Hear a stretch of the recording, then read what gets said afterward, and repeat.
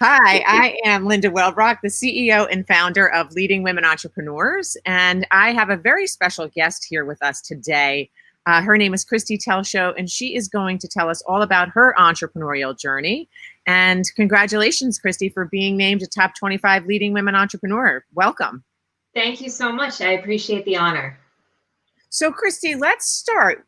Tell us about your business and how you began. Sure. Well, as you can actually see from the sign above my head, we actually just celebrated our 10-year anniversary. This was actually a gift from my employees.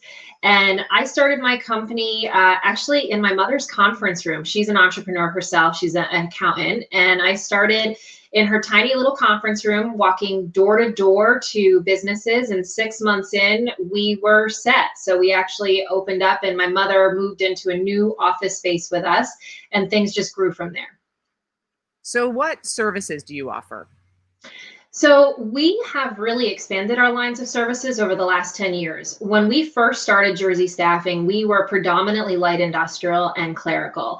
But for those listening who are in the staffing world, being in light industrial is very challenging. It is extremely expensive when it comes to workers' compensation, burden, and just very hard to compete. So we made a transitional shift, and now our focus is strictly professional. We've actually expanded our business even now through the pandemic, but we focus on executive search, professional services that cover the gamut from IT to marketing, accounting, administrative assistance, customer service, human resources, anything that you would find as a core operational function.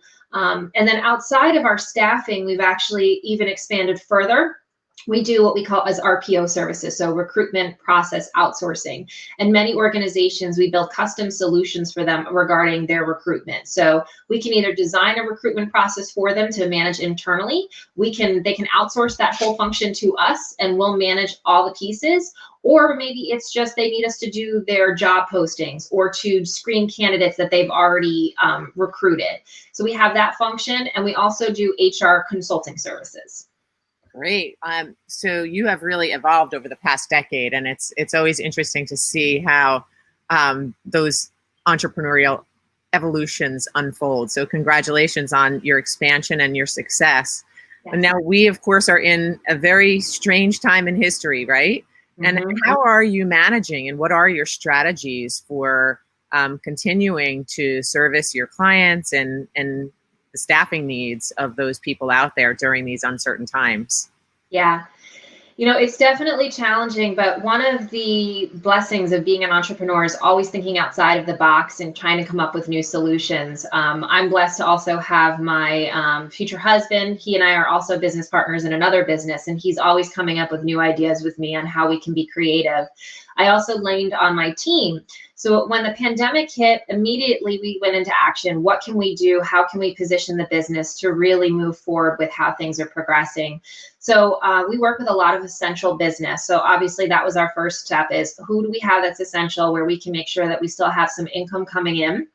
And we also said, how can we change some of the things that we recruit in place for, so that we're also helping in this time? So we were able to go out and get workers' comp approval to start doing temperature takers. So we can offer that for the businesses that are reopening or for the essential clients. We expanded our HR consulting services to focus around COVID, whether it be around updating your handbooks or how to create an emergency preparedness plan. And we created a very great partnership with a very large nonprofit here in New Jersey, where we're doing that in partnership with their customers. But the thing that I think has been the most fun is we figured, how can we still maintain contact with our clients and our candidates, knowing that they may not have needs right now?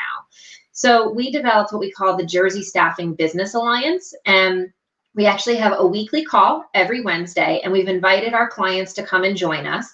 Most of them are HR managers or HR professionals. And we spend an hour talking about what they're experiencing in their workday right now, what challenges they're facing, and we swap ideas. We literally, it's a safe zone, completely confidential, and we talk about what we're experiencing. And it's also a place where they can feel protected to vent if they need to about, their own challenges. So that's been great. And then on the candidate side, we started putting out videos that we recorded, giving them tips on what to do while they're in transition, and how to keep top of mind. brilliant strategies. I mean, you've got it right now. I think isolation, everybody feels disconnected, and I know that remaining to be connected to people through this technology has been so helpful in a lot of ways. So being the liaison for that is a real value add, right? Yeah. Now, speaking of connecting people, I mean, you have a big team that works with you and for you. How have you continued to motivate them through this? You know, we knew what was happening when we saw everything on the news. So we actually sat down prior to the state closing, and my senior management team and I put a plan in place that if we have to close, what's that going to look like? Luckily, my second company, Morris Technology Partners, is a technology company. So we were very prepared. We didn't have to go out and purchase new equipment. We were already using the technology for our interviews. So it wasn't something new to us. So we actually started working from home right away. And what we implemented were meetings every morning at 8:45, the afternoon at 12:45, and at the end of the day at 4:45. So it was a way to stay connected. But beyond that, we started having fun. We used to do team pictures every Friday with a different theme that we would share out with the community. We started figuring out ways that we could give back to the community, and we partnered with a large e-commerce distribution center to do food collections to give back to the community. So we would collect truckloads there and give to various pantries. For the fun piece of it, we started doing virtual happy hours with the team and even virtual scavenger hunts, which were a lot of fun because you would have like 30 seconds to find something in your house, get back, and the first one to sit down in their chair got the most points. And then we would tell stories about what that item meant so we could learn more about each other. And then when it was really scary, my best friend actually started her own company, and she was making masks. She called it Birdie Boo Embroidery.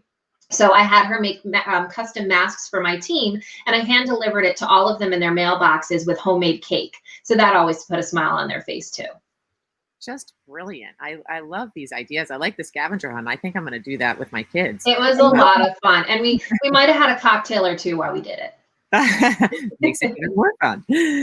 So I have to ask, is there a musician in your home? You have a backdrop of a piano there. Yeah, I was growing up, not so much anymore, but when I was growing up, I actually grew up locally here in Roxbury, and I traveled abroad with a program called American Music Abroad. We spent a month in Europe in 7 countries, and I actually played the trumpet at the time. I also played the mellophone, which is like a version of a French horn and a trumpet, and piano. I'm so glad I asked. Very interesting person. I love it. Okay, so our last question. Have you picked up any, I mean, this pandemic has brought out new things in all of us. Have you ended up picking up any new hobbies? I wouldn't say it's new hobbies because I just have so many hobbies. I like to do a little bit of everything. It's more so I learned how to be quiet, to sit and not do anything. If anyone knows me, even if you have friends over for dinner, as soon as we're done eating, I'm immediately getting up and cleaning. I'm always on the go. And I found that I can just sit and enjoy the quiet, and I can sit outside and I can read a book and just slow down. And it's almost like that's become my hobby, is just to learn to relax. The most important hobby you can ever have, as I think it's in the American DNA to sort of be busy all the time. And in some ways, this gift of time that the pandemic has given all of us has sort of flexed that muscle. And I think it's really important for the well-being of our mind and our mindset to have that skill and to know how important it is for our overall health and wellness. So very lucky. And I also saw a little bit of that in my household too. So congratulations. And congratulations on being named a top 25 leading woman entrepreneur. And we can't wait to celebrate you and your company and all of your hard work on October 8th. So please mark the calendar. And again, congratulations on your success and being successful during this extremely difficult time in history. So see you on the 8th. And I really appreciate it. See you then. Okay, take care.